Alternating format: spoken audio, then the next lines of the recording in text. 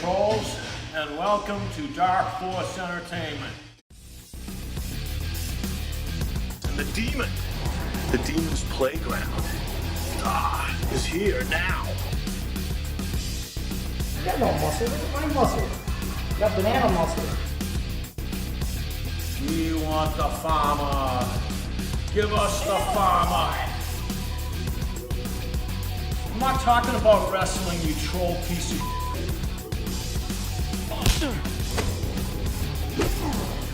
Give me that little for 3 minutes inside a steel cage. Oh boy, this is something worse than a horrible man. When asking around to those who collect DVDs and Blu-Rays as a hobby, who would be among the worst to work with? Two names come to mind: Codered and Dark Force Entertainment. Though Codered and Dark Force have two separate names, the two companies are not unrelated to each other. Many message boards have their own drama or own person of interest. Some follow the LOLcow, Chris Chan. Some have the cosplayer, Pixie Terry. And as for the Blu-ray forums, well, they have David, the Demon Defalco, and someone who would go by Banana Man. This is the second episode in a series called Persons of Interest, a series where I highlight eccentric people who inhabit our world, who don't quite have an ending to their story yet. I was asked to look into these two individuals, so I set out to watch as many of their streams as possible and read almost every post on their Blu-ray forums thread. Also, they have a very small, mostly inactive Kiwi Farms thread. Before we get into the meat of the video, I think it is important to talk about the hobby of Blu-ray and DVD collecting, as it is a very niche, interesting market. Now, why do people collect Blu-rays? I myself personally don't get it. With streaming becoming a major way to consume movies, there are still some people who like to collect physical copies. The answer that many of the people give when looking through forums such as the Blu-ray forum and Reddit is that people like to have their own copies in their hand instead of something virtual. There are tons of people on YouTube who have extensive collections, and it becomes a hobby much like collecting figurines, or really anything. Simply put, it's a hobby. But the weirdest thing I came into contact with while researching this is that people would collect multiple versions of a movie. When I asked my friend into this hobby about that, he said that he likes supporting a film, so he has, on occasion, bought multiple copies. I think other people may buy multiple copies to see the different versions of a film and how different companies restore older movies. Restoring old movies to get close to Blu-ray quality can be quite the process. There's a video from Sci-Fi Wire that goes over the restoration process at the headquarters of one of the labels we will be talking about quite a bit in this video, Vinegar Syndrome. People will maybe see them for the first time or be willing to see them. Yeah. That's gotten really big, but like for my money, Vinegar Syndrome, like not to seem like an ad, but like y'all transfers are better than anything I've seen, so I would love to talk about the process. I appreciate that, because that's our number one focus, is doing an accurate restoration that presents it's a good analog for the original presentation if you saw the film in a theater back in the 70s. Basically, we named ourselves after what we fight every day, because if you don't keep it in the proper climate, you lose the film. And something along the lines of 80% of silent films ever made are gone forever. And that's what we try to stop, because if you lose the negative and any kind of prints, the film is lost forever. That's what we're looking to recreate in a home video environment, which is, it's very hard. Yeah. It's very difficult. And we put a lot of work in these films, going frame by frame, 120,000 frames in your average film. So it takes many days, if not weeks, to restore these. The beauty of restoring older films is that without these transfers, these films would be lost forever. America produced more films in the 20th century than the rest of the world combined, and we have the worst rate of preservation and conservation. 50% of all films are already lost. If we're looking at the silent era, 90 to 95% are lost.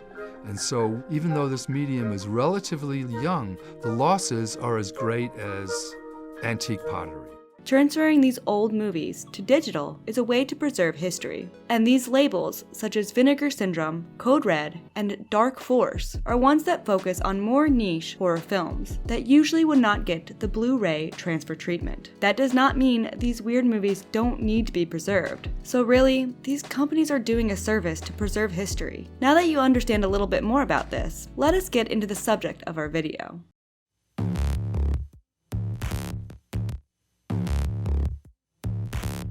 Now, the first person of interest here is someone named David Defalco. By appearance alone, you can tell he's a quirky guy. That's putting it nicely. The tale of David the Demon Defalco, called Daddy Demon by some, begins sometime before the 70s. During some unknown year, the demon was born. According to various interviews and audio tracks involving Defalco, he spent much of his early years like many aspiring filmmaker, and made movies on 8mm film. None of these early works have been released publicly. According to PeoplePill.com, Defalco was a former professional wrestler turned movie director, though his previous wrestling career is impossible to find information on, if it actually existed. His ties to wrestling will show quite a great deal throughout how he deals with promoting his own movie and his Blu-ray distribution career. He directed the films Backlot Murders in 2002, Chaos in 2005, and Wrong Side of Town in 2010. The film Chaos, which was described by Wikipedia as, quote, an unofficial remake of Wes Craven's The Last House on the Left, with all character names changed and a different ending, unquote, would be the first situation where he began to be more publicly known. Defalco's very first public release occurred in 1989 with a movie titled Heavy Metal Massacre, which was directed by what I can only assume was David Defalco's brother, Steven Defalco, though some sources say that David the Demon himself may have directed it. And it starred a young David as the main character, Bobby Young. The video was released through Metal Horzines as a mail-order release. Later, when interviewed about this movie, Defalco expressed that he was embarrassed about it, especially because he was such a skinny glam geek, his words. David Defalco eventually began working for Full Moon Productions in 1996. Full Moon Productions is known for making, let's say, direct-to-video B-movies. They are known for such films as The Puppet Master, The Ginger Dead Man, and one movie I actually personally enjoyed, Castle Freak. We know he began working there from his IMDb credits. In 1997, he had a producer credit for the movies Mystery Monsters and Hideous. He would then later appear in two softcore films, though he would not partake in the simulated sexual acts in them. The Exotic, House of Wax in 1997, and Lolita 2000 in 1998. Then, in 1998, Defalco disembarked from Full Moon, alongside with his associate, Michael Feichner, sorry if I mispronounced that, to form Dominion Entertainment. There he was credited as a producer for the film Whatever It Takes in 1998, where Defalco played a member of a biker gang who the actor Don the Dragon Wilson beat up outside of a bar. Hey, Billy. Come on, man. Need some more nuts over here. Yeah, you're gonna need some more nuts, buddy, when I'm done ripping yours off. Next, in 1999, Defalco befriended the film producer Stephen J. Barnheim, which would begin a long-lasting friendship and working relationship that continues to this day. With this launching this new part in Defalco's career, he would appear in two movies. In 2000, he appeared in the movie Point Doom, which had Full Moon Pictures assisting on the distribution end. He only briefly appeared as a member of a biker gang in this one. Don't try anything, man. I'll pop you. And in 2001, he appeared in the movie Gangland. Gangland would have the most extensive acting performance of Defalco since his debut in the movie Heavy Metal Massacre. Now you're gonna know what it feels like to die! I stopped feeling a long time ago.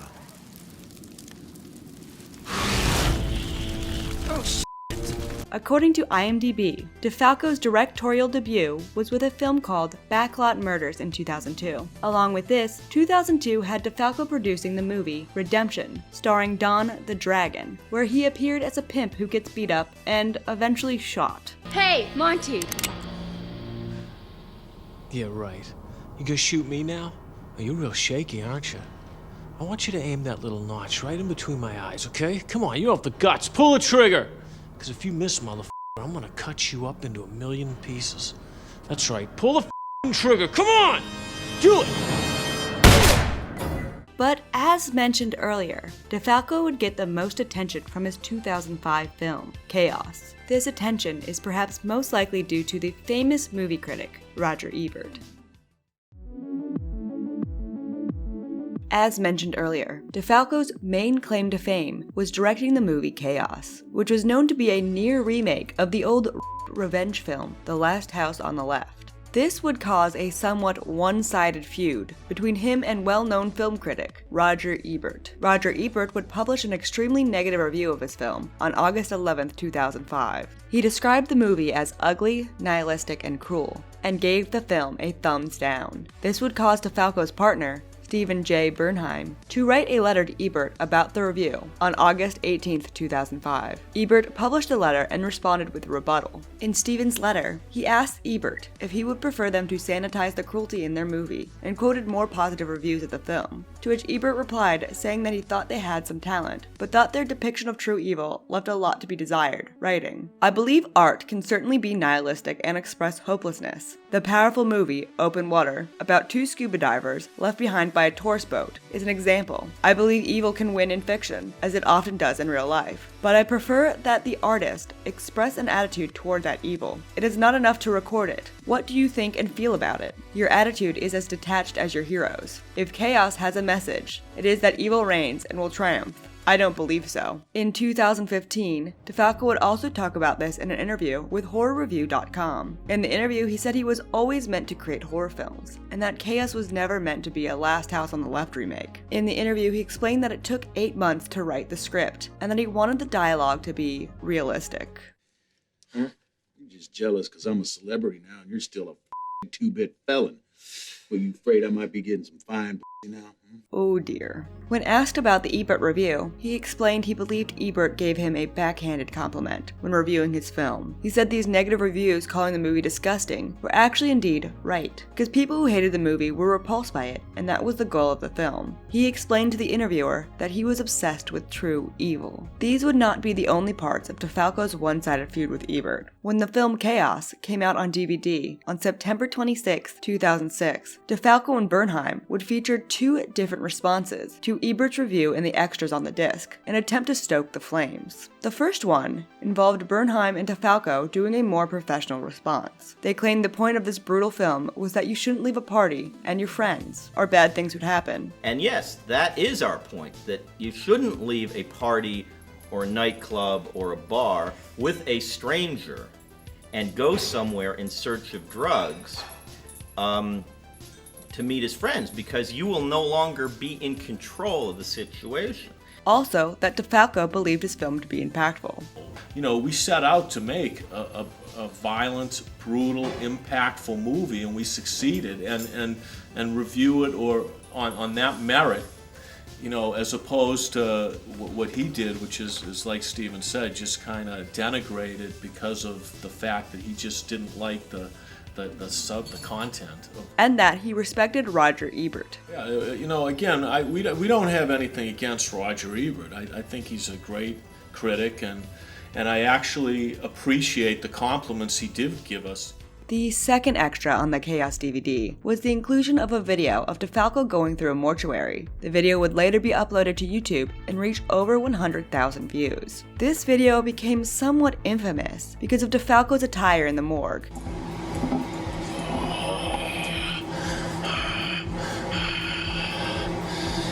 History is in the making, right here, today. I am the director of the most brutal film of all time. And I am in the crypt at the LA County Coroner's Office. First time, baby.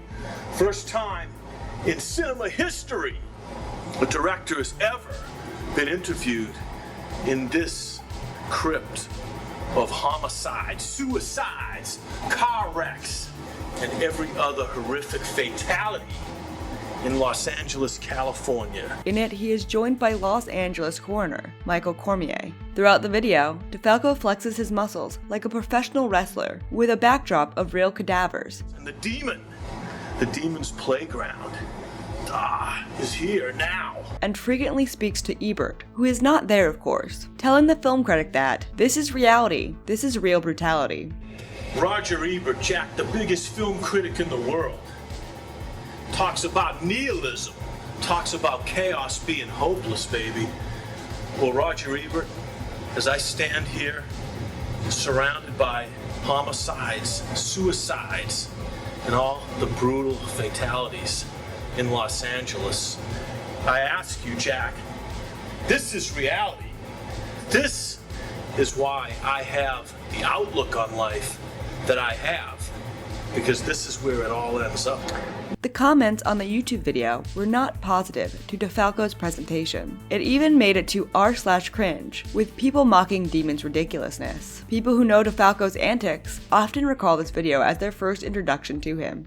And we continue onward into the early, yet less dramatic, stages in Defalco's career. In 2010, he began making sporadic appearances on Rob Van Dam's podcast. Along with that, he directed a movie called Wrong Side of Town. It was an action movie starring Dave Bautista and Rob Van Dam. This would be Defalco's last directorial effort to date. He also had a small role in the film as a thug named Demon. Hannibal's a big dude. Yeah, real big. Go get him, you big ape! The film has a 3.8 out of 10 rating on IMDb. Later in his career, during a stream to Dark Force Entertainment's Facebook page, Defalco expressed some dissatisfaction with the film, admitting it was subjected to a lot of executive meddling during production. Then, David Defalco met Bill Olsen. Let me begin with a history into Bill before meeting Defalco. Bill Olsen is quite the character. He started out as a normal small business owner. In the 80s and 90s, Olsen had his start in the video business by running several video rental places. This was referenced in several of Bill's podcast appearances. So how in the did you end up in the film releasing business or the film business at all? Well, I had a video store. I had 2 stores. And, it's kind of my way to that. Where at? Seattle. Bill Olsen began his journey into home video distribution in 2006. The description on Wikipedia of the company reads, Code Red DVD is an independent American home entertainment company, specializing in retro grindhouse, exploitation, and horror films, operated by Bill Norton Olsen. The company originally began releasing films on DVD in 2006, and later began releasing and re-releasing titles on Blu-ray. As mentioned before, Bill is quite the character. His wackiness will grow over the years, but a great way to introduce him is with an interview from a horror podcast from 2008. In the interview, he talks about his involvement in the DVD business, and there are quite a few moments where he gets quite animated about random people involved in the movie world. And the guy picked up. Yeah, and I'm like, he picked up the phone, ignored me for a week and a half. I'm in a cheap hotel in LA, right? Sitting down. I got bum sleeping outside. I'm in a $59 hotel in LA. Guy picks the phone out and I hit star 69. So I just hanged up on him. Then I decided, I should leave him a message. I called him back. He didn't pick up the phone. I yelled at him. So what's going on? Why are you making me sit here for a week and a half? Then I found out he signed some guy I don't like, and then he didn't. I found out later a couple of guys in the group complained. Someone told me a couple of guys in the group complained, we don't want Code Red in here. Bill is kind of a grump. I'm not trying to paint him as a bad guy, because he's not, but his demeanor towards his customers will be a problem over the years with his company. I'll just say the way that he talks about and to his customers is not the most professional. If I was 20 years old, I'd be worried about that over light box. I mean, I'm sure you agree with me. I mean, I only charge nothing for it. I mean, the VHS days, man. I mean. But things weren't that ridiculous at the beginning. He had some messages to his Facebook page complaining about people getting impatient about shipping at the beginning, but over time, he would truly begin to hate the patrons of his product. Nothing exemplified Bill's dislike for his customers, quite like the 2011 release of the 1981 Italian-American slasher film, Nightmare. The film was released to buyers on June 26, 2011. The back art blurbs showcased Bill Olsen's growing dislike for his own customers. On the front of the case, there was claims that the press of the DVD was limited, and on the back was written, many website horror forums speculated that this DVD will sell 100,000 discs. Which, if anyone had knowledge of niche horror film sales, this was an overstatement by about tenfold. Most notoriously was the bonus interview in the extras with director Romano Scavolini, which was conducted in Italian with no English subtitles included. This would anger buyers. Various conspiracy theories and rumors of the lack of an English translation and why no English translation was included floated around on cult movie forums and such. A fan would later upload the English language fan translation of the interview on YouTube. The reason Bill didn't include the translation originally was because he allegedly did not want to pay for it,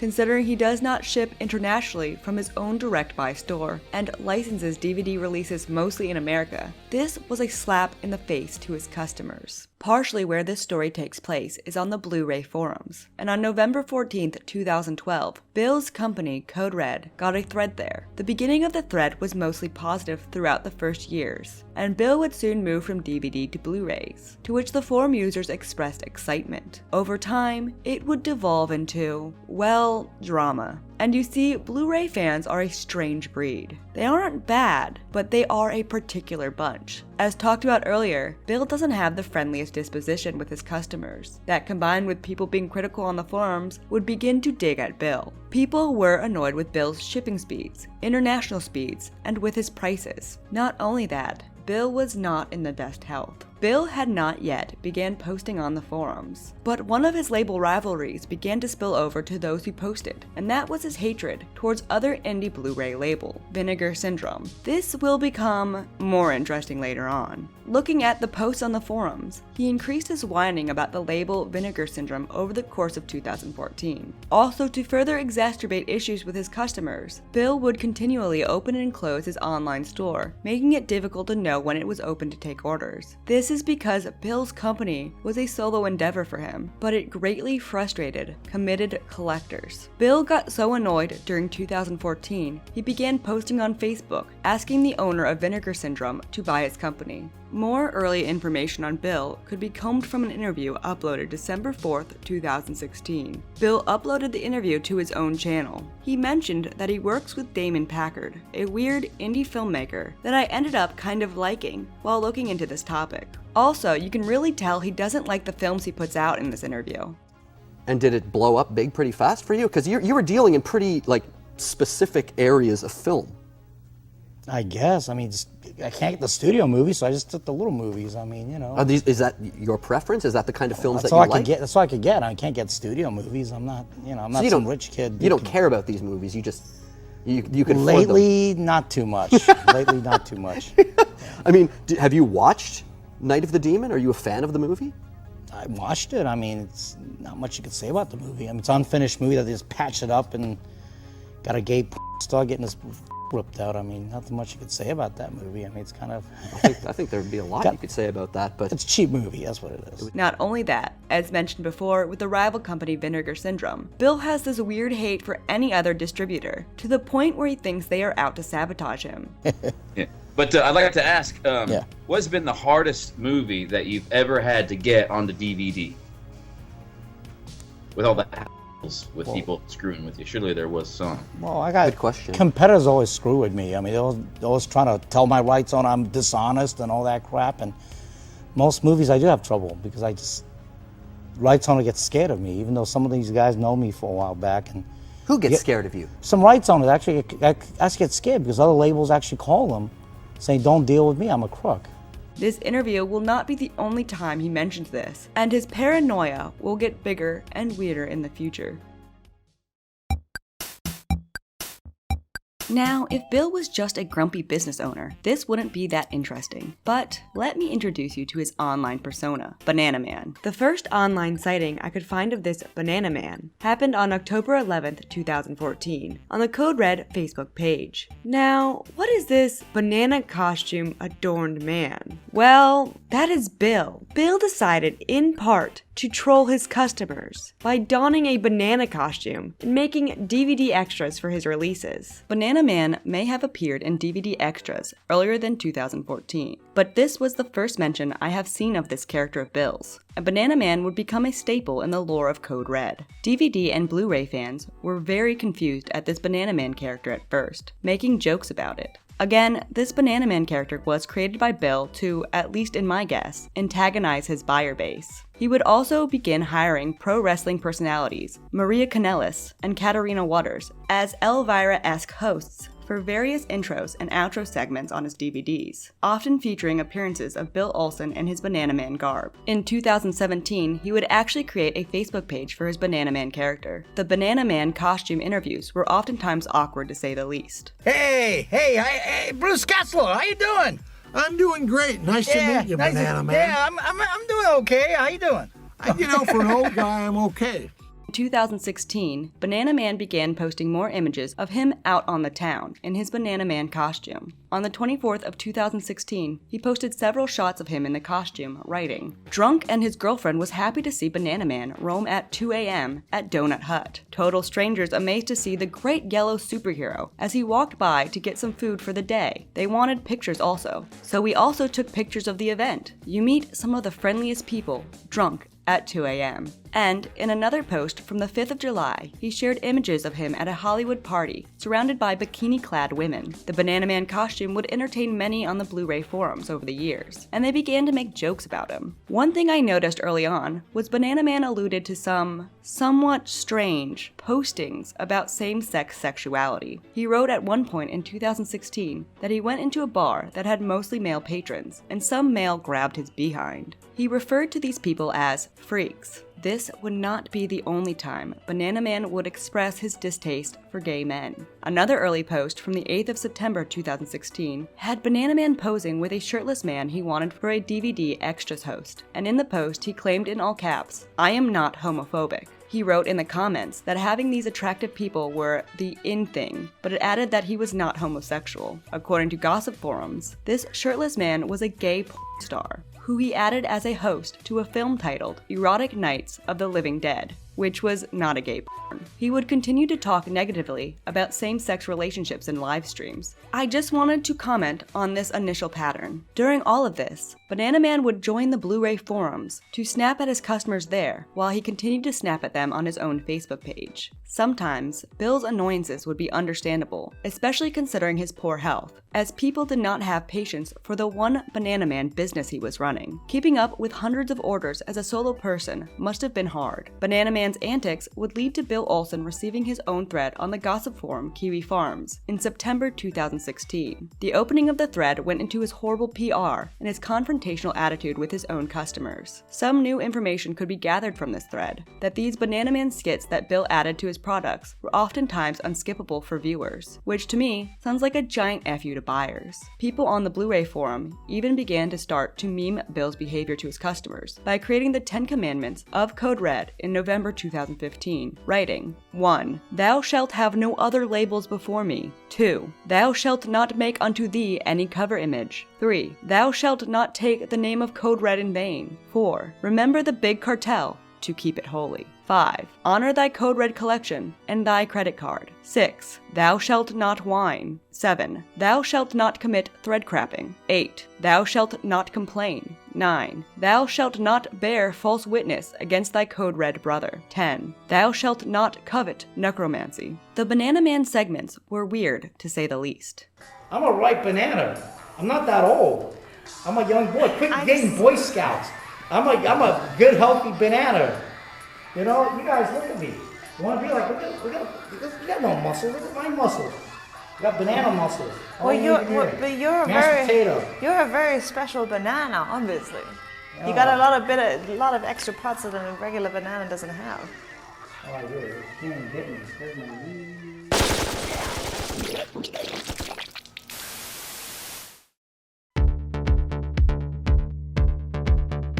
Now, we get to bring these two characters together. This is the meat of this quirky little internet rabbit hole sandwich. Sometime in 2017, these two met. The exact details are hazy, but supposedly, either David Demon Defalco approached Bill Olsen, or Bill Olsen approached Demon to remaster and put out Chaos on Blu-ray, this planting the seeds for the sheer insanity that would follow. During this year, Bill would continue the Banana Man character. He would continue to make the Banana Man intros to the home videos unskippable, forcing everyone to watch his shenanigans. And he would continue to go to the forums to berate his customers as well about their small critiques of his products. On or around February 13th, 2018, Dark Force Entertainment was established as a sort of sister company to Codered DVD, with a drive-in double feature Blu-ray of Chaos and the 1970s exploitation classic Don't Look in the Basement. I haven't mentioned this before, but Walter Olsen, Bill's brother, had his own label called Scorpion Releasing. Walter is the more sane of the two brothers. He quickly established he had nothing to do with Dark Force Entertainment. Early on in the two's business ventures, Bill launched a short-lived GoFundMe campaign for a Blu-ray release of the 1980s Canadian cult monster movie romp, Blue Monkey, then later pulled the plug on it shortly after. Along with this strange choice, Dark Force's bizarre business tactics were questioned immediately upon the opening of the Blu-ray forum thread on the company. And in March 2018, Defalco's infant company would face its first, albeit somewhat minor from an outside perspective, controversy. Dark Force released a double feature Blu-ray of the film The House That Vanished and the film The Eerie Midnight Horror Show on March 20th, 2018. Controversy quickly drummed up as buyers discovered that the cut of The House That Vanished that Dark Force utilized was missing footage. Then Dark Force ran into legal issues with the actual rights holders of The House That Vanished. Yes, that's right. Defalco released a movie without having the rights, at least according to various postings on forums. This damaged both Dark Force and Code Red's legitimacy considerably. The release is then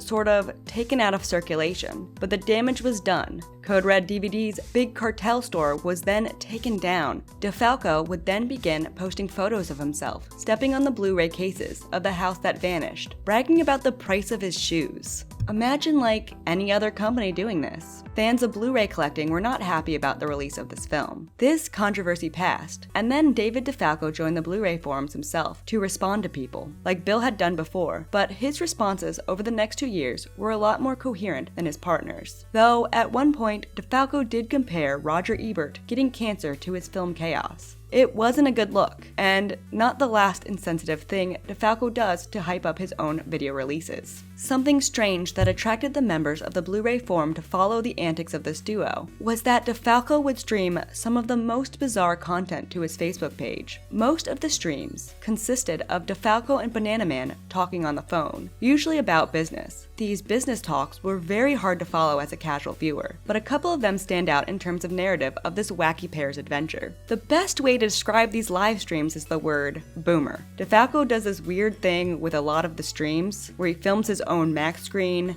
webcam on, with his cell phone, and then calls people on his home phone. I'm not joking. Oftentimes during the stream, the Mac goes to screensaver, which at first got really confusing for me.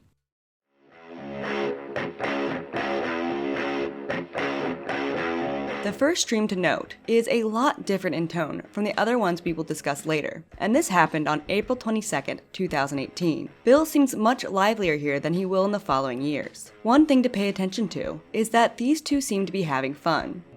Look at this. Don't look at me like that, Banana, or else. You see that? I only have one expression. I'm smiling.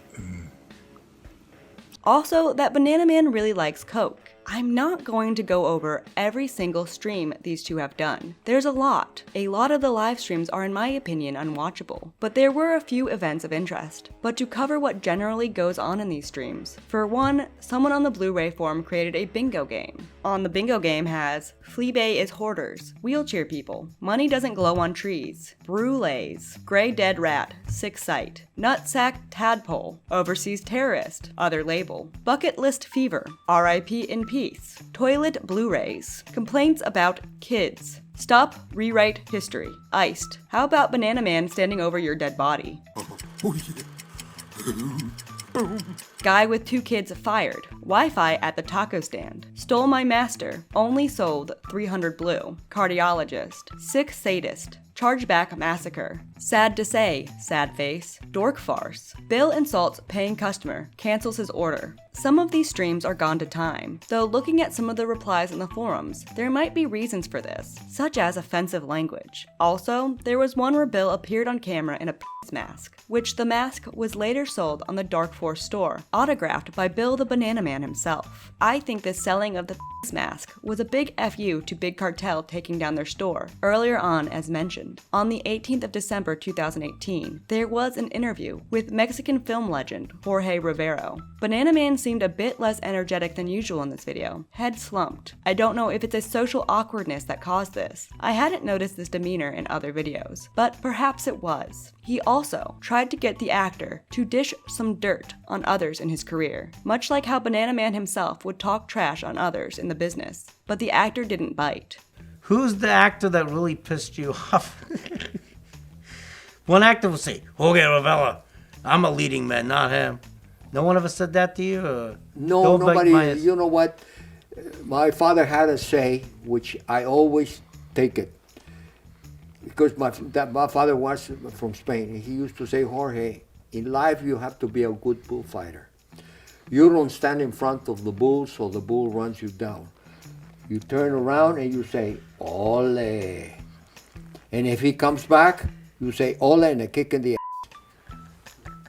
Things would start taking a darker turn for the fruit-attired man, Bill. Sometime between the end of 2018 and the beginning of 2019, it was reported that he fell in the bathroom. The users on the Blu-ray forums would make jokes about this because of how horrible Bill's apartment looked in his previous streams, and even made a diagram of what the bathroom must have looked like. It had been mentioned before that Bill had been in poor health, and this fall was not good, especially in this situation. After the fall, Defalco would begin live streaming in Bill's home. There were reports of him doing this previously, though I could not find the older live streams, as they must have been removed. Bill's place was a hoarding nightmare of Blu-rays and DVDs cluttering the floor. On the 10th of January 2019, there was a stream on the Dark Force Entertainment page which showed Bill's place covered in filth. The stream was particularly interesting because it starts out with Defalco pretending that there was an attack on the Code Red store.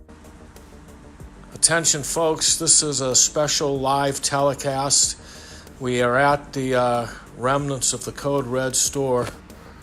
As you can see, this is what's left of it, unfortunately, after that horrendous attack which took place over a month ago. This is a special report from Dark Force News at the remnants of the Code Red store here, and it's quite a catastrophe. While Bill sits on the couch, looking sad, the rest of the stream includes regular Bill grumpiness, like complaining about people he perceived as enemies.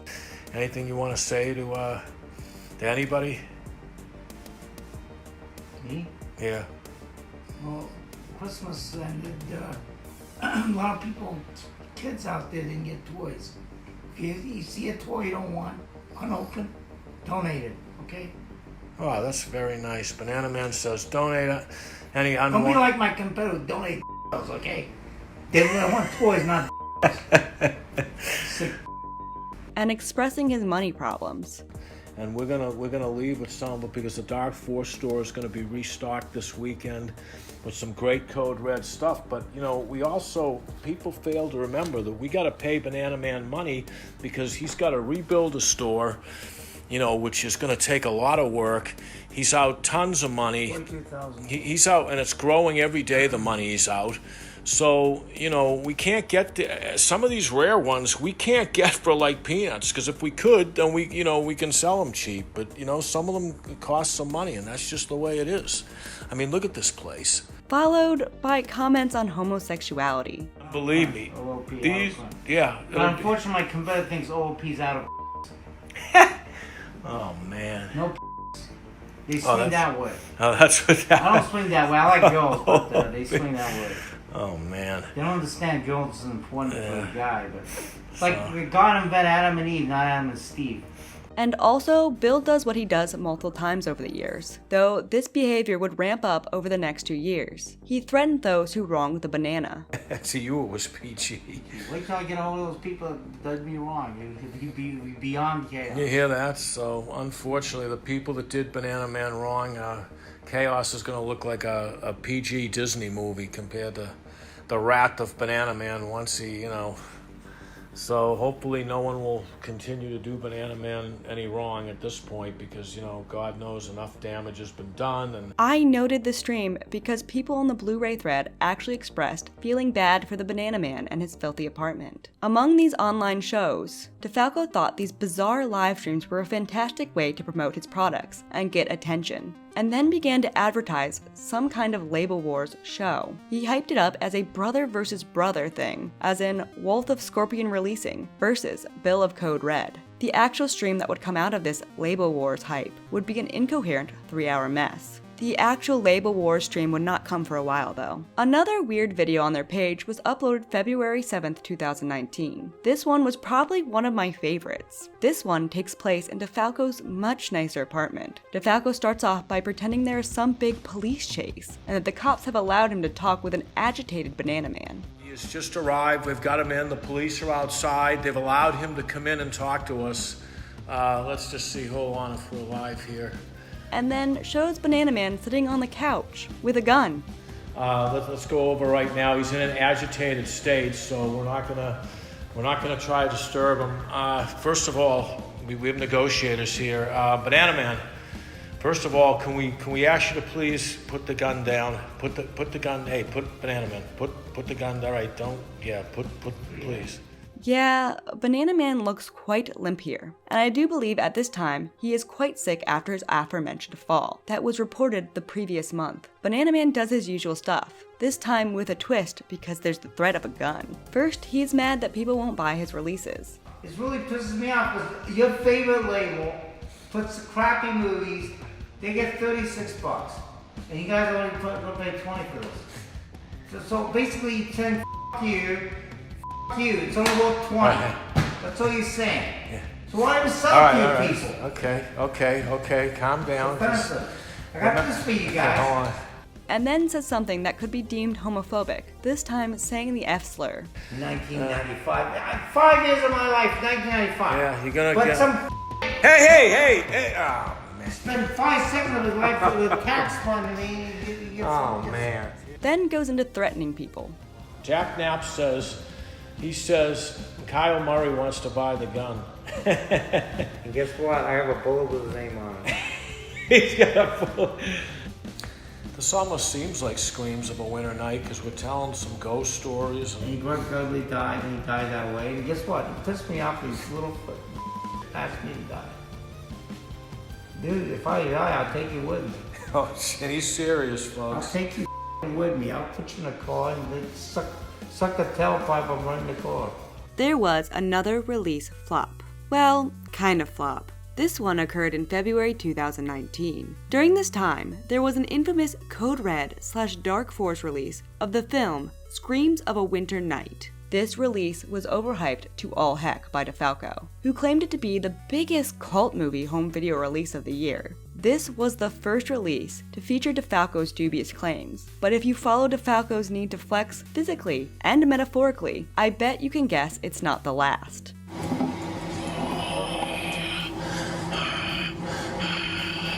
The extremely bizarre nature of the release, as well as the erratic running hours of Dark Force's online store, artificially made the film a major hot ticket item with scalpers, asking too much for it on eBay. This would also mark an increase in Defalco and Banana Man running increasingly surreal, tasteless Facebook streams to promote the film. This is what caused that Banana Man with a gun stream. Around this time, I also saw an increasing amount of people getting tired of Bill and Defalco's antics. Not only all of this, but the disc included an unskippable opening with Banana Man.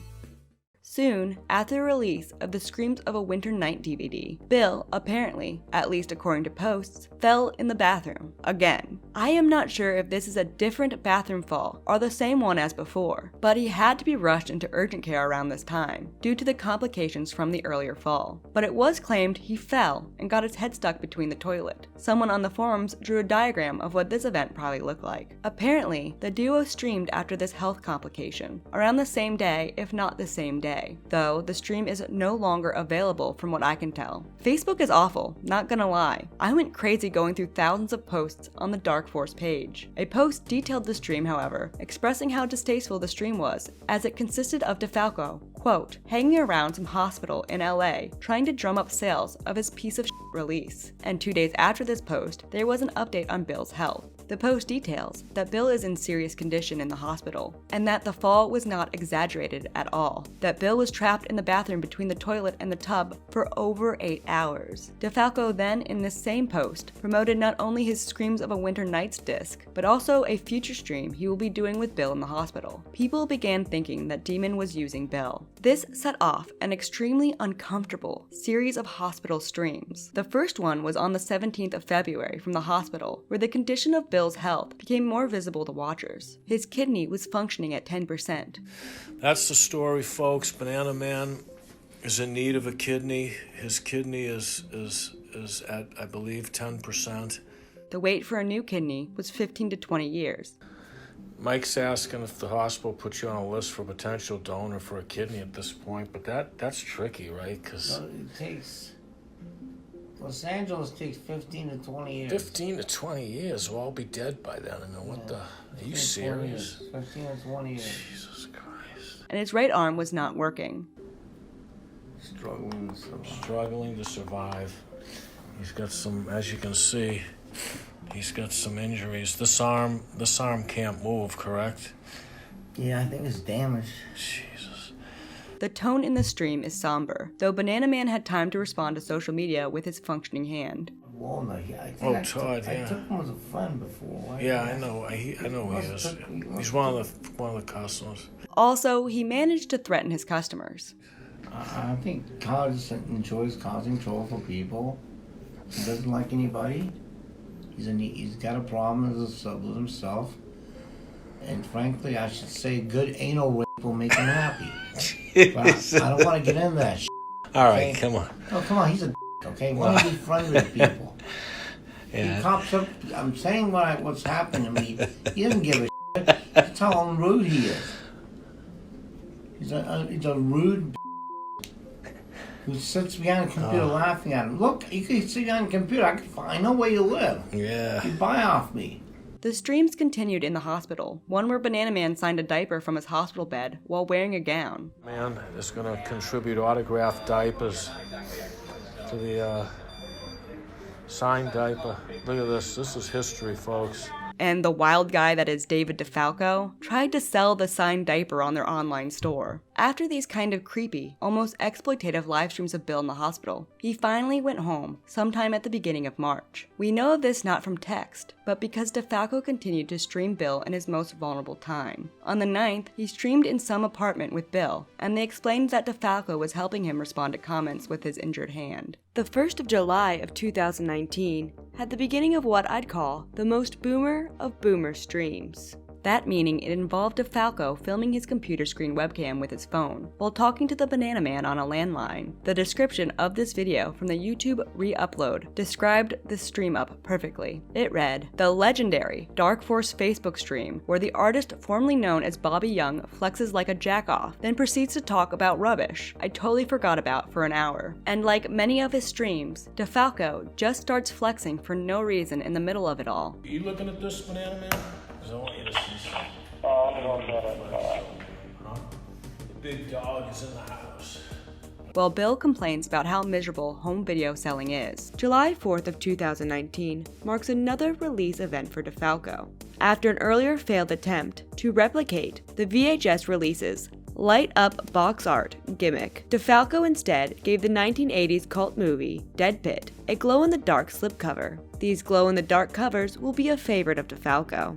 The artificial scarcity of this title led it to being yet another scalper-friendly hot ticket Blu-ray release. After live streaming over the phone like a boomer for a while, in August it was announced that Banana Man was returning to California. I also noticed around this time that there were weird posts about the Code Red and Dark Force threads needing to be closed. I assume this is because users of the forum regressed into full-blown gossip and arguing about the two's antics. Alright, here comes where these two got more attention outside of the niche Blu-ray collectors. On August 31st, 2019, a gunman named Seth Aaron Autor went on a shooting spree in West Texas. The gunman shot multiple people from their vehicle, killing 8 and injuring 25. How does this shooting relate to this story? This tragic event would be the catalyst for probably the most well-known Dark Force controversy, even getting them a post on the popular subreddit r/hobby drama. You see, days after the shooting, on September 3rd, David Defalco decided to cash in on this tragedy by shilling some promotion for his upcoming Dark Force Blu-ray of the Italian Conan ripoff, Autor the Fighting Eagle. He wrote this on Facebook.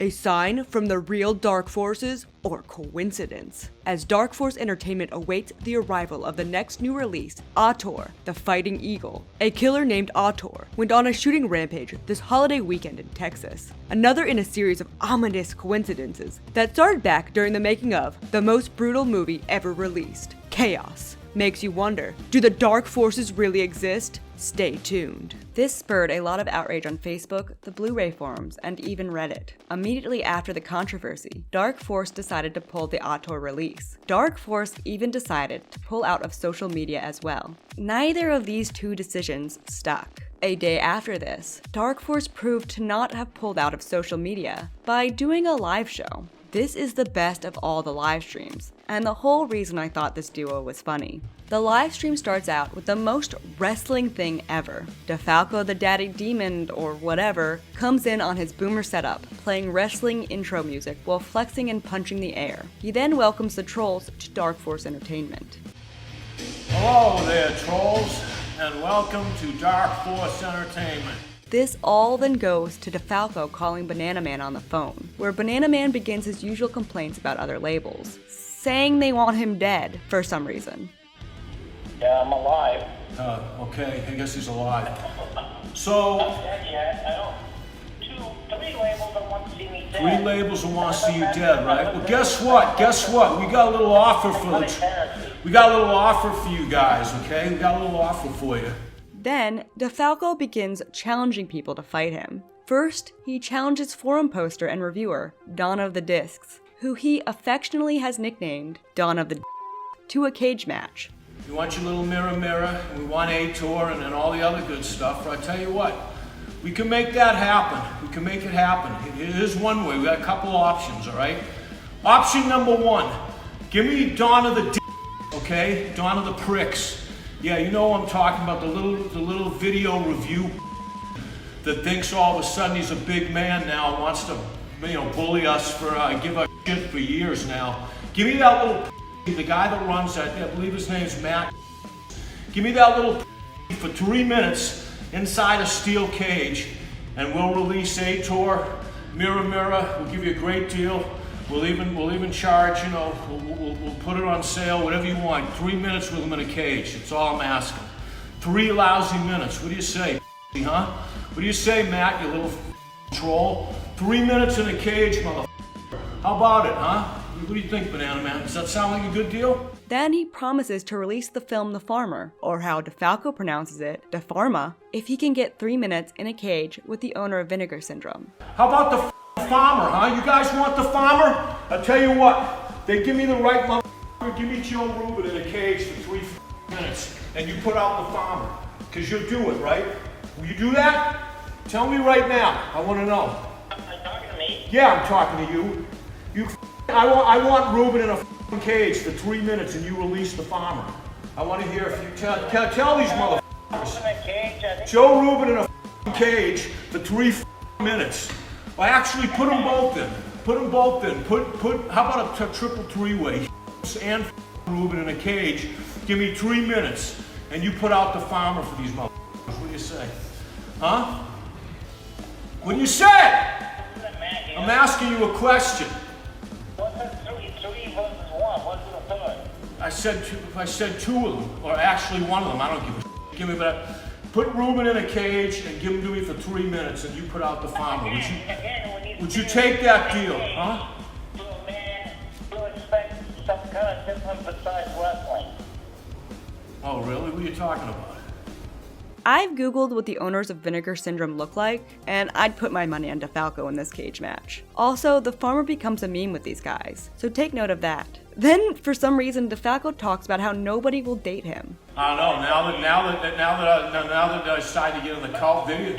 Now that I decided to get in the cow video business, no chick wants to go out with me. Come on, what are you talking about? Girls, give me a break. If girls were interested in these motherfucking nerds, you think they'd be busting our balls every goddamn day and night? I doubt it. Then, Banana Man, of course, starts screaming incoherently on the phone about suing someone and their wife. No shit. No shit.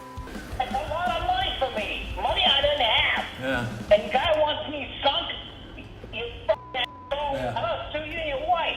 It's a mess. They talk over each other. I guarantee you they will give you the farmer. You got my word. Otherwise, there would be to pay, all right? That's the deal, mother. Banana Man starts talking about pieces. I'll wear these. Hold on, you. I can't see what you wear. You gonna wear a condom or something? You gonna wear a condom? Why would I have to wear a condom? What the hell are you talking about? When you That sounds... these kind of guys, they think it's a different kind of wrestling. Oh, they think it's a different kind of wrestling? Defalco wants the farmer out. You're gonna put the farmer out! You're gonna put it out, motherfucker! Don't argue with me! Banana Man screams about the owners of vinegar syndrome. 26 people, half of them want to rent it. I'm not talking about that. I said, look, you're always telling me how you hate Joe Rubin, you hate vinegar syndrome. So I don't hate anyone, but when they try to put me out of business like you try to do, bring the bacon thing, come on, you try to fight a sue me. I don't need this. But the rules are set in the stream though. If Defalco gets the Dawn of the Disc guy for 3 minutes in a cage, then customers get the films Mirror Mirror and Auteur. If he gets 3 minutes in a cage with Rubin from Vinegar Syndrome, customers get the farmer. I said, give me Dawn of the Disc in a cage for 3 minutes and we'll put out Auteur and we'll put out Mirror Mirror. Give me Joe Rubin in a cage for a minimum 3 minutes and I get them to put out the farmer. And that's that. And eventually, Defalco just starts to yell about the mass shooting that got them into this mess. That's a work of art, okay? Oh, here we go with the mass shooting thing again. This wuss Wilfred Stump. Now, they love to just grab onto anything. We're Dark Force, mother.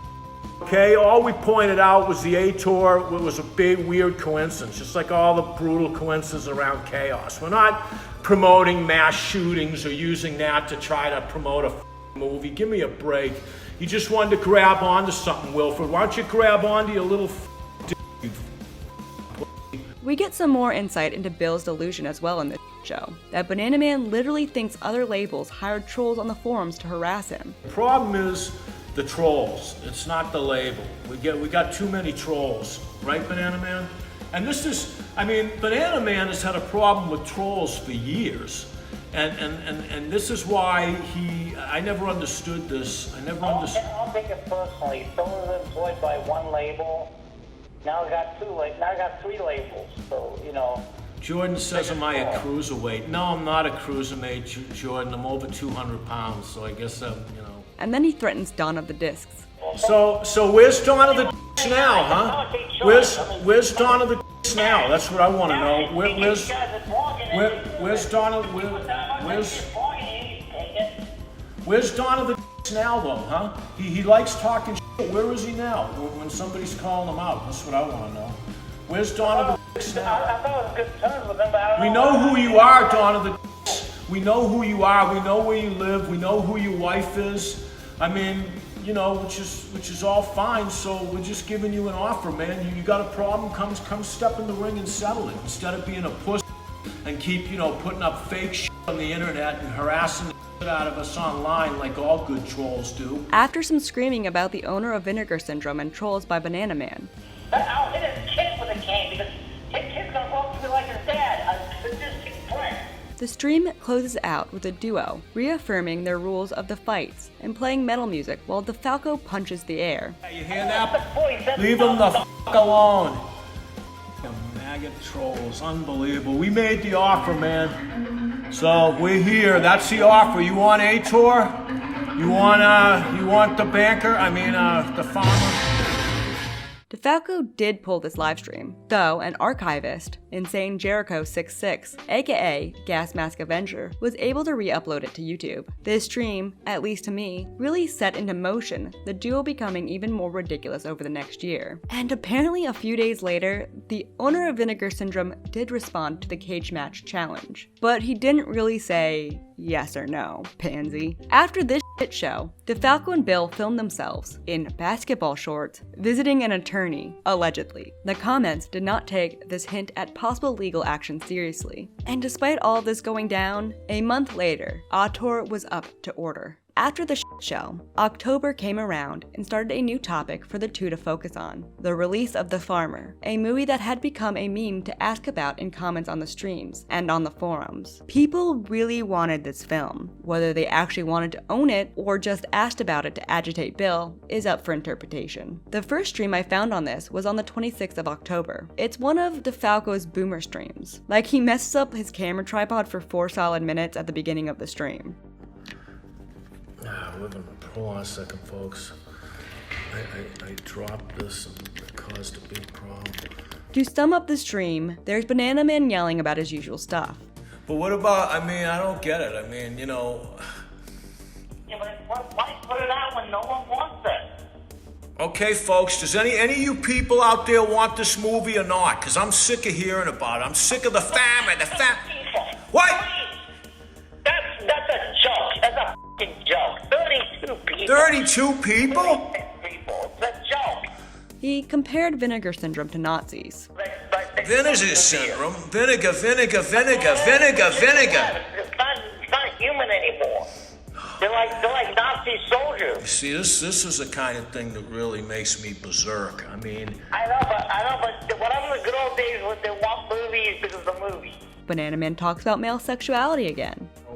We cleared that up. Vinegar didn't want to get in the ring. Donna the Disc didn't want to get in the ring. So that said something right there, okay? And then on top... If you wore a tight pants, he would have gotten in the ring.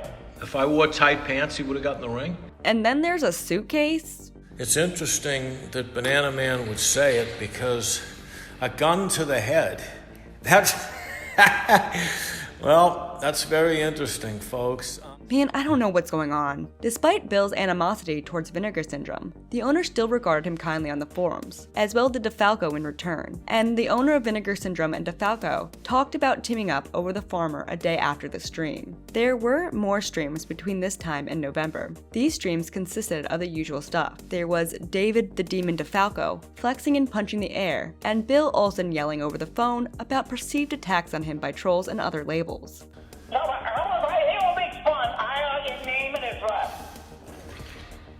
You hear that? He's got your name and address, so he's not, I tell him people make fun of me all the time on the internet, man. It's like, that's just how it goes, you know? One thing that was added in this time to the stream's aesthetic was a fog machine that Defalco would put on to add some extra atmosphere to his wrestling promos, Blu-ray streams, at the beginning of each show. I think it might be important to note that in November 2019, Bill's brother, Walter, also faced a very serious health problem. It was revealed on November 15th through social media that Walter, owner of Scorpion Releasing, was now paralyzed from the waist down through a horrifically botched medical treatment. Although he doesn't have that much to do with the story, I feel like that, plus Bill's health failures, are important to note over time. The next, and last, big livestream event after the Auteur drama occurred at the end of November 2019. That is that after much speculation, David Defalco managed to set up a multi-person stream involving himself, Bill Olsen, Vinegar Syndrome's Joe Rubin, Defalco's old pal, Stephen J. Bernheim, and MVD visual employee Eric D. Wilkinson. This stream would be dubbed the Label Wars stream and would result in a future deal between MVD Visual and Dark Force Entertainment to get Dark Force and Code Red titles back on shelves. Despite this positive outcome, this stream was a mess. The stream setup was the usual demon setup. It's a rather long stream, but I'll try to sum up the highlights of it. It starts off with the fog machine and flexing. This time Defalco is flexing to Kenny Loggins' song from Top Gun to hype up the confrontation.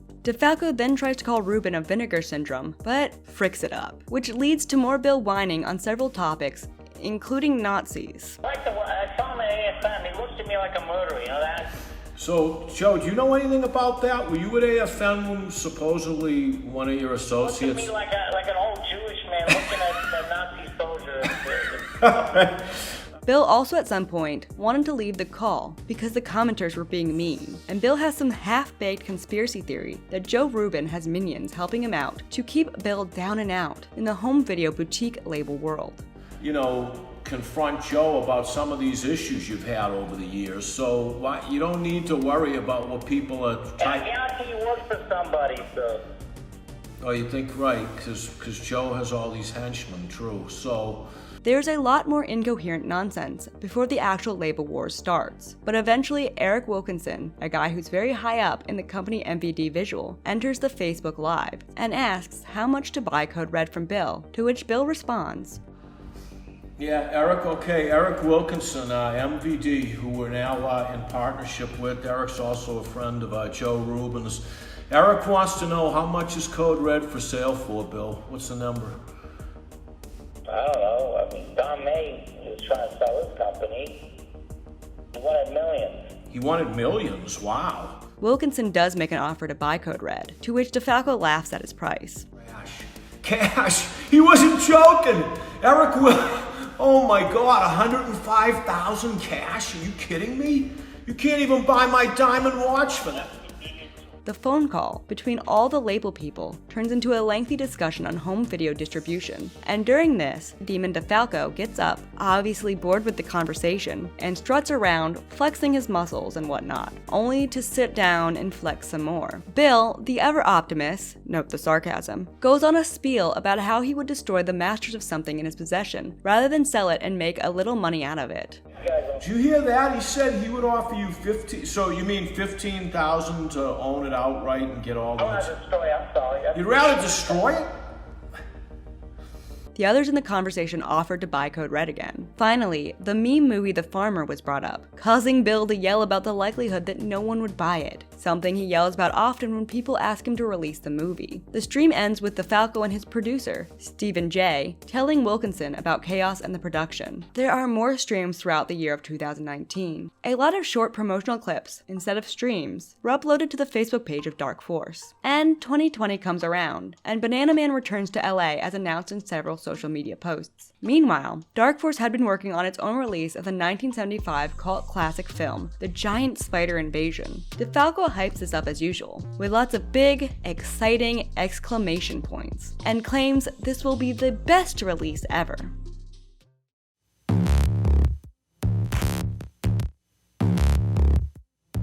But with some good news and some random Defalco videos, things took a drastic downturn. I'd label this downhill descent arc as, actually, I don't have a name for it. It's just that Bill's health takes a drastic decline. On the 26th of January 2020, Defalco live streamed himself taking Banana Man to urgent care. The stream shows how bad Banana Man's leg injury has gotten. It seems almost as if Defalco is using Banana Man for attention. At the end of this short video, Bill argues with the nurse and explains he got his injury from falling and getting his leg jammed. Yeah, my leg was jammed. So the bubbles just came after you hit your leg? It's broke open. Probably the skin was like filled with water, seeing that these blisters. There is another clip from the same day of Bill explaining the injuries on his leg. Why is Defalco streaming this? I don't know. It is also revealed, at least from what the nurse is saying, that Bill most likely has diabetes. Yeah. I'd like to check your blood sugar to make sure that you're not like in the 500s, 600s. That wouldn't be good. Defalco updated everyone days later, on February 4th, that Banana Man has been in and out of urgent care and had a new wheelchair. And the attached photo of the post included a wheelchair carrying Coke, a drink that would not be the best for someone suffering from type 2 diabetes. Not only this, but over the years, including now, there are tons of pictures detailing the terrible diet of Banana Man that must have contributed to his decline in health. We get to see more of Banana Man's unhealthy lifestyle later on in the year, with a stream in the studio with Defalco. We learn he is addicted to Coke. What's this? Coca-Cola, a little product placement. Yeah, but you drink about 100 of them a day. No? Oh, that's a bad one. Oh, thanks, man. Bill also yells about the farmer, as usual. Farmer, everybody's They're out. not gonna buy it. All right, here we go. How about let's bet Hey, your listen, life. He's not gonna buy Whose it. life? That mother just said, All right. I got a gun in your head. You better buy it. He's not gonna buy it. And yells about gay people and or as usual. Was it Blue Monkey? Yeah, Blue Monkey, but people started getting nasty. Say, $30, I get 10 discs. 10 discs? That's what they said. I want 10 discs if I'm gonna give 10 discs. Well, no offense, but I think they'll say 10 discs now because they're kind of turning. Right. They're talking about the Yetis. You notice that? All right. Banana Man's health really declines over this year. We got a really sad stream on the 22nd of February in which Bill Olsen wears nothing but the Banana Man suit and his tighty whities. His arm is limp and swollen at his side as he barely responds or moves. It seems now that due to his failing health, Banana Man has gotten a live-in assistant who Defalco has named Fred the Mutt, who is cleaning the disgusting apartment. There are also crotch shots in the stream and all of its exploitative glory. And more farmer ranting. If I had to mention any, if anyone would ask me which movie gets asked about the most, I mean, there's no question, hands down, The Farmer. They ask for the form. They don't ask for the farmer. They're farmer. Farmer. They're kind of doing bad vocabulary, racism. We get another sad stream later that month, with another debate on the farmer. This one has Banana Man in his trash-covered apartment, sitting on his couch, in shorts, while Fred sits in a wheelchair. Banana Man looks quite out of it in this video, but he does manage to rant about the farmer. We want the farmer. Yes. No more messing around, I mean, last night was a bunch of bunk, so we want to get down to business. I came up with an idea, and let's see if anybody, agrees with this. You ready to talk business, Banana? Oh, he is. Good. Let's just make sure. We're here for business, Banana Man. This is like a scene out of Pulp Fiction. We want the farmer. Naked men. The enforcer. I'll take on Banana. What about, does anybody want to see a live match right now between the Demon and Banana Man's enforcer? Yeah, Banana Man will cream you. Banana Man? When you cream, I can think of the kids in the web that you're joking All right, come on. And his hate of vinegar syndrome. Or just give it a vinegar syndrome. Now, this is going to get a great reaction. So I get $2 measly $1,000? That's all he pays. I'm not getting $2,000. I want to burn the negatives. $2,000? Come on. All the while, Defalco larps that he is in a wrestling promo.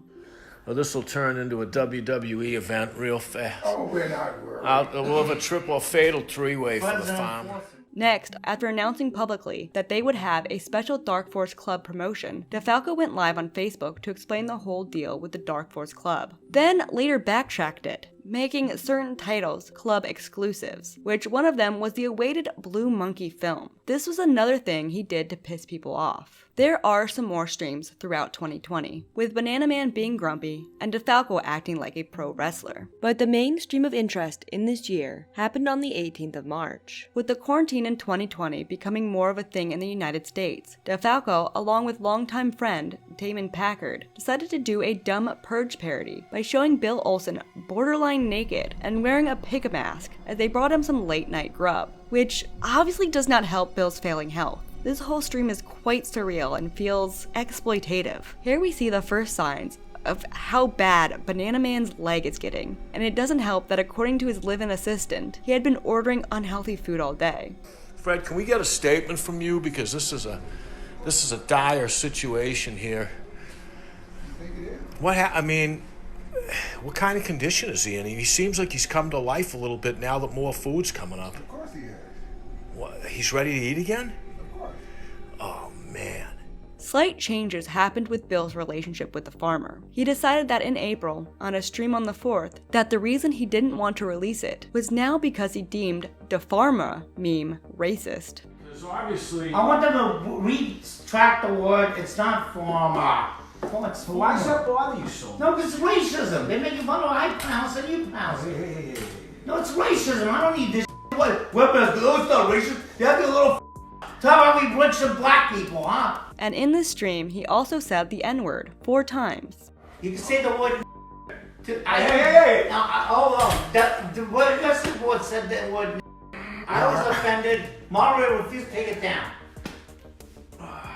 So moderator likes the word which is offensive. Right, you know what? Which is offensive. They should have taken You it got down. the mutt in the other room. No, but he'll agree with me. Hey, Fred. Use the word All right, down, enough's right? enough. Defalco was trying to play damage control in this, but Bill still managed to threaten someone's genitals. I want his cut off. All right, hey! I can say that's a Well- PG word.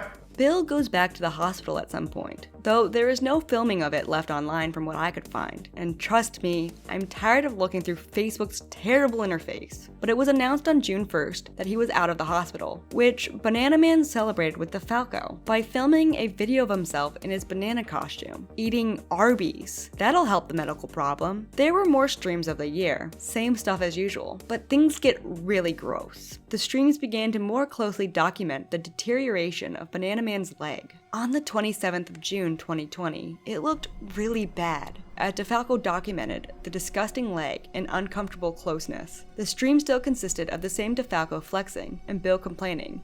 I have to pay just to get rid. I'll burn it down the ground. I don't need this All right. free shipping. Come on, I told the post office, f you. Hey. The web wants free shipping. They said, well, tell the web we don't ship things for free. But the horrifying images of the leg leaves one with a more unsettled feeling after watching. Bill's leg was getting progressively worse and began to develop on his other leg as well, as documented on the night of July 17th, 2020's livestream. This raised speculation that he'll inevitably lose both his legs. Thankfully, these horrific images were drowned out on the Facebook page, as Defalco uploaded a video celebrating that Blue Monkey finally got a release. But then, the leg rotting streams continued. Bill's leg has continued to rot in front of people's eyes over the year of 2020, as Defalco films this body horror in various streams as he himself flexes. Oh boy, this is something worse than a horror. Oh man.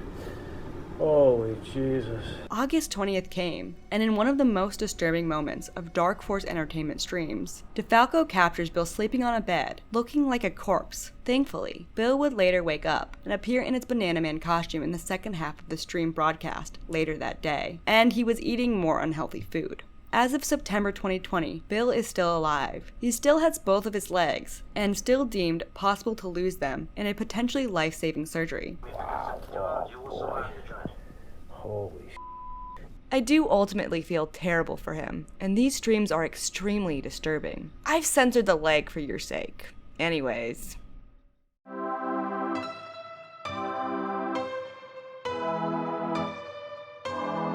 Now, that's where we are. Bill's health is going south, and Defalco is recording it to a small audience. The last stream I saw on Facebook had 600 views. It's kind of sad. While looking into these two, I thought maybe there was a bad guy. Maybe Defalco was a piece of using his friend's poor health to sell DVDs. Or Banana Man was some crotchety old kook who was evil and threatened his fans. But to be honest, neither are bad people in my opinion. They are characters, two guys who are on an adventure that I don't really get. They remind me of comic relief villains, kind of like Bulk and Skull from Power Rangers, or Team Rocket from Pokemon. They aren't technically good guys, but you can't really fully dislike them. I hope Bill the best of luck with his health, man. I'll link some social media below. I mean, I kind of want a Banana Man shirt myself. I also think Defalco should take this show to YouTube and set up text-to-speech super chats. It could be a lot of fun, and maybe they could get some money. Also, please don't harass the subjects of this content. They might do some offensive things that I highlighted in this video. But, as said before, I don't think they are bad people. Just quirky weirdos whose antics are somewhat fascinating to follow. Now, I'd like to thank my patrons, listed here. If you like long-form content on internet lore, please consider becoming a patron. I'd especially like to thank my $20 and over patrons. $20 and over patrons get special artwork drawn by me.